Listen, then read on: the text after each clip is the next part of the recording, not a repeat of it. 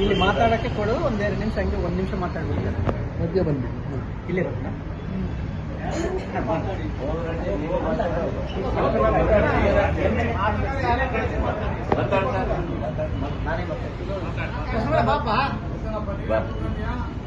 Hello sir, ನಮಸ್ಕಾರಗಳು.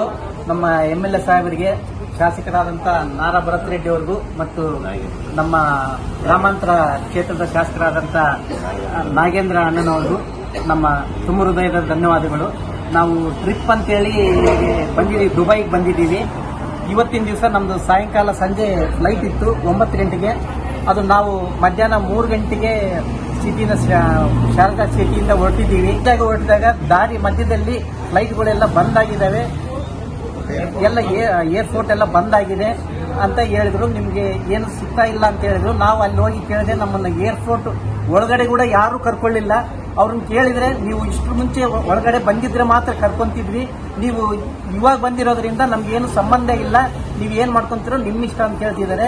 ನಾವು ಹೊರಗಡೆ ಬಂದು ಕೇಳಿದ್ರೆ ಎಲ್ಲವೂ ಒಂದು ದಿವಸಕ್ಕೆ 15ರಿಂದ 20 ಸಾವಿರ ದುಡ್ಡು ಕೇಳ್ತಾ ಇದ್ದಾರೆ ಲಾಡ್ಜ್ಗೆ. ಆದ್ರೂ ದುಡ್ಡು ಕೂಡ ನಾವೆಲ್ಲ ಟ್ರಿಪ್ ಮಾಡಿರೋದ್ರಿಂದ ಇವತ್ತು ಕೊನೆ ದಿವಸ ಆಗಿರೋದ್ರಿಂದ ನಮ್ಮ ಹತ್ರ ಯಾರ ಹತ್ರನೂ ಕೂಡ ದುಡ್ಡು ಕೂಡ ಇಲ್ಲ. ದಯವಿಟ್ಟು ಇದಕ್ಕೆ ಏನಾದರೂ ಒಂದು ವ್ಯವಸ್ಥೆ ನಾರಾ ಭರತ್ ರೆಡ್ಡಿ ಅಣ್ಣವರು ಮತ್ತು ನಾರಾ ಭರತ್ ರೆಡ್ಡಿ ಸರ್ ಅವರು ಮತ್ತು ನಾಗೇಂದ್ರ ಅಣ್ಣನವರು ಸೇರ್ಕೊಂಡು ಇದಕ್ಕೆ ನಮ್ಗೆಲ್ಲ ಮತ್ತು ತುಕಾರಾಮ್ ಸರ್ ಅವರು ಸೇರ್ಕೊಂಡು ಇದಕ್ಕೆಲ್ಲ ಒಂದು ವ್ಯವಸ್ಥೆ ಮಾಡಬೇಕಂತೇಳಿ ತಮ್ಮಲ್ಲಿ ಸವಿನಯ ಪ್ರಾರ್ಥನೆ ಮಾಡ್ಕೊಳ್ತಾ ಇದ್ದೀವಿ. ಇಷ್ಟು ಜನ 50 ಜನ ಬಂದಿದ್ದೀವಿ ನಾವು. ಇದಕ್ಕೆಲ್ಲ ಏನಾದರೂ ಒಂದು ವ್ಯವಸ್ಥೆ, ನಾಳೆಗೆ ನಮಗೆ ತುಂಬಾ ಕಷ್ಟ ಆಗ್ತಾ ಇದೆ, ನಾಳೆಗೆಲ್ಲ ಯಾವುದಾದ್ರೂ ಒಂದು ವ್ಯವಸ್ಥೆ ಮಾಡಬೇಕೆಂದು ತಮ್ಮಲ್ಲಿ ವಿನಂತಿಸಿಕೊಳ್ತೀವಿ. ನಾಗೇಂದ್ರ ಸಾಹೇಬರಿಗೆ ನಮಸ್ಕಾರ ಮತ್ತು ನಾರಾ ಭರತ್ ರೆಡ್ಡಿಗೆ ನಮಸ್ಕಾರಗಳು. ಈಗ ನಮ್ಮ ಅವ್ಯವಸ್ಥೆ ಬಗ್ಗೆ ಈಗಾಗಲೇ ನಮ್ಮ ಬ್ರದರ್ ಕೋಟ್ರೆಡ್ಡಿ ಎಲ್ಲ ಎಕ್ಸ್ಪ್ಲೈನ್ ಮಾಡಿದ್ದಾರೆ.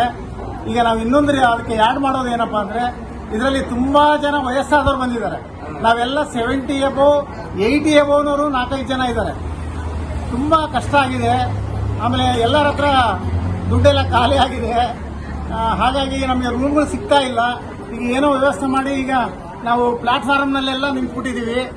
ಅದಕ್ಕೆ ನೀವು ಅಂಬಾಸಿಡರ್ ಹತ್ರ ಮಾತಾಡ್ತಿರೋ ಅಥವಾ ಸೆಂಟ್ರಲ್ ಮಿನಿಸ್ಟರ್ ಹತ್ರ ಮಾತಾಡ್ತಿರೋ ಅಥವಾ ನಮ್ಗೆ ಏನಾದರೂ ಒಂದು ನಾಳೆ ನಾಡೋದಕ್ಕೆ CM ಹತ್ರ ಮಾತಾಡ್ತಿರೋ ವ್ಯವಸ್ಥೆ ಮಾಡ್ಕೊಡ್ಬೇಕಂತೇಳಿ ತಮ್ಮಿಬ್ಬರನ್ನ ಸವಿನಯ ಪ್ರಾರ್ಥನೆ ಮಾಡ್ತಾ ಇದ್ವಿ.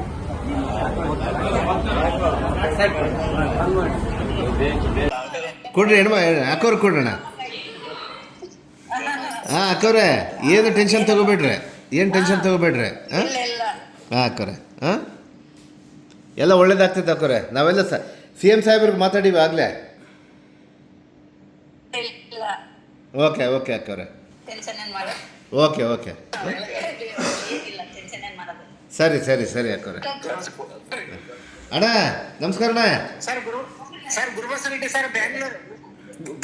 ಗೊತ್ತಣ್ಣ, ಆರಾಮಿದ್ರಣ್ಣ? ಆರಾಮಿದೀವಣ್ಣ. ನೀವು ಕ್ಷೇಮವಾಗಿರೋಣ ಅಷ್ಟೇ. ನೀವು ಅಲ್ಲಲ್ಲ, ನಿಮ್ದು ಅಸೆಂಬ್ಲಿನಲ್ಲಿ ನೋಡಿದೆ, ನೀವು ಮಾತಾಡೋದಿಲ್ಲ. ಹೌದಾ? ಬಹಳ ಖುಷಿ ಆಯ್ತು. ಥ್ಯಾಂಕ್ ಯು ಅಣ್ಣ. ಈಗ ಬೊಮ್ಮರಗೌಡರ ಜೊತೆಗೆ ನಾವು 24ನೇ ತಾರೀಕಿಗೆ ಅಲ್ಲಿ 23ಕ್ಕೆ ಬಿಟ್ಟು, ಹೌದಣ್ಣ, ಈಗ 6ನೇ ದಿವಸ ಇವತ್ತು. ಎಲ್ಲ ಜೋಬಿಗಳೆಲ್ಲ ಖಾಲಿ ಆಗ್ಬಿಟ್ಟವ, ಈ ತರ ಆಗ್ಬಿಟ್ಟು. ಏನು ಟೆನ್ಷನ್ ತಗೋಬೇಡ್ರಿ, ನಿಮ್ಗೆ ಹಣದ ಕೊಡ್ತಿದ್ರೆ ನಾವು ಕಳ್ಸಿಕೊಡ್ತೀವಣ್ಣ ಇಲ್ಲಿಂದನೇ. ನೋಡ್ ಸರ್, ಏನಾದ್ರು ಅರೇಂಜ್ಮೆಂಟ್ ಮಾಡೋಣ. ಗೌಡ್ರೆ ನಮಸ್ಕಾರ ಗೌಡ್ರೆ. ಕಳ್ಸಿಕೊಡ್ತೀನಿ ತಗೊಳ್ಳಿ ಗೌಡ್ರೆ, ಅಮೌಂಟ್ ಕಳ್ಸಿಕೊಡಿ ಅಂತ ತಗೊಳ್ರಿ ಗೌಡ್ರೆ. ಇದು ಲೈಟ್ ಆಫ್ ಮಾಡಿ ನಮ್ದು. ಅಕ್ಕವ್ರೆ ಆರಾಮಿದ್ರಿ ಅಕ್ಕವ್ರೆ? ನಮಸ್ಕಾರ ಅಕ್ಕ ಬಾಂದರಕ್ಕ. ఏం టెన్షన్ తీసుకోవద్దు అక్క, ఏం టెన్షన్ తీసుకోవద్దండి అక్క.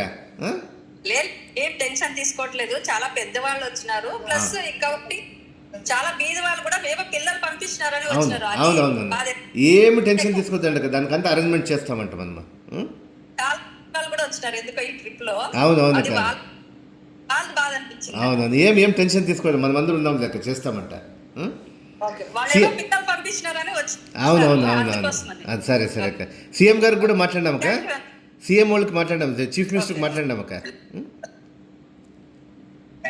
సరే, ఓకే అన్న, థ్యాంక్ ఓకే యూ ಅಣ್ಣ ಕೊಟ್ಟಣ್ಣ. ಸರ್ ನಮಸ್ಕಾರ. ಅಣ್ಣ ನಮಸ್ಕಾರ ಅಣ್ಣ. ಹಲೋ ಅಣ್ಣ ನಮಸ್ಕಾರ. ನಮಸ್ಕಾರ ಸರ್. ನಮಸ್ಕಾರ. ಅಣ್ಣ ನಾನು ಶರಣಪ್ಪ ಅಂತ ಹೇಳಿ ಸರ್. ರೈಟ್ ಶರಣಪ್ಪ ಅಣ್ಣ. ನಮಸ್ಕಾರ ಅಣ್ಣ. ನಮಸ್ಕಾರ ಅಣ್ಣ.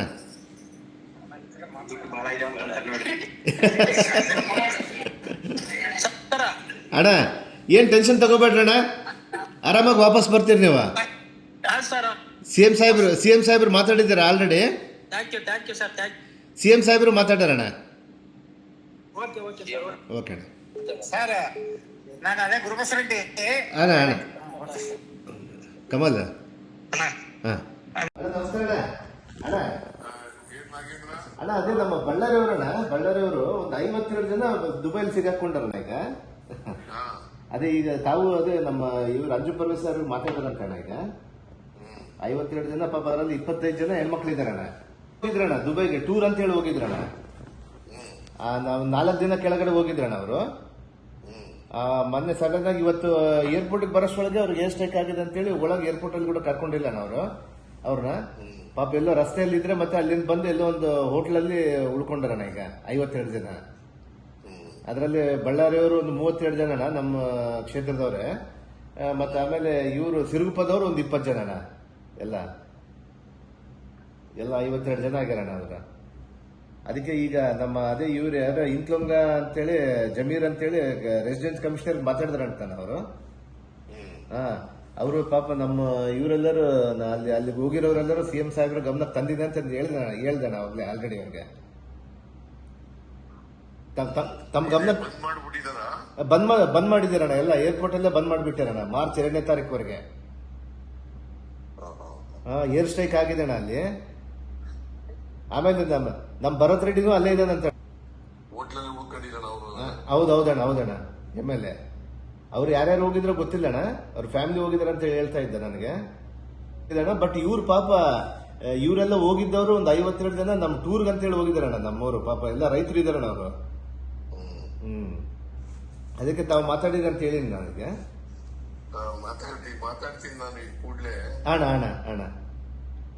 ಅಣ್ಣ CS ಒಂದ್ಸರ್ತಿ ಮಾತಾಡ್ಬಿಟ್ಟಣ ಸ್ವಲ್ಪ ಅಲ್ಲಿ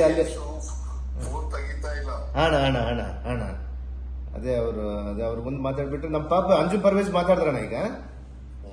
ಅವ್ರಿಗೆ ಮಾತಾಡಿ ಮತ್ತೆ ಅವರು ರೆಸಿಡೆಂಟ್ ಕಮಿಷನರ್ಗೂ ಮಾತಾಡಿಣ್ಣ ನಾನು, ಜಮೀರ್ ಅವ್ರಿಗೂ ಮಾತಾಡ್ದೆ ಅಣ್ಣ ಈಗ ಡೆಲ್ಲಿಯಲ್ಲಿ. ಅವ್ರು ಹೇಳಿದ್ದಣ್ಣ 2ನೇ ತಾರೀಕುವರೆಗೆ ಏನ್ ಮಾಡಕ್ಕಾಗಲ್ಲ, ಸ್ವಲ್ಪ ಹೆಂಗಾದ್ರೂ ಅವ್ರನ್ನ ಇದು ಧೈರ್ಯವಾಗಿ ಇರ್ಲಿಕ್ಕೆ ಹೇಳಿ, ನಾವು ಇಂಡಿಯನ್ ಗವರ್ಮೆಂಟ್ ಇಂದ ಏನ್ ಬರುತ್ತೆ ಅವಾಗ ಮಾಡ್ಬೇಕಂತ ಹೇಳಿದ್ರಣ್ಣ ಅವರು. ಸರಿ ಅಣ್ಣ. ಓಕೆ.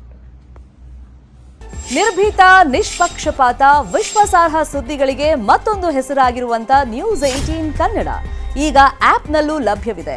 ದಯವಿಟ್ಟು ಇಲ್ಲಿರುವಂತ QR ಕೋಡ್ ಸ್ಕ್ಯಾನ್ ಮಾಡಿಕೊಂಡು ಆಪ್ ಡೌನ್ಲೋಡ್ ಮಾಡೋದಕ್ಕೆ ಮರಿಬೇಡಿ. ನಿಮ್ಮ ಬೆಂಬಲ ಹೀಗೆ ಸದಾ ನಮ್ಮೊಂದಿಗಿರಲಿ. ಧನ್ಯವಾದ.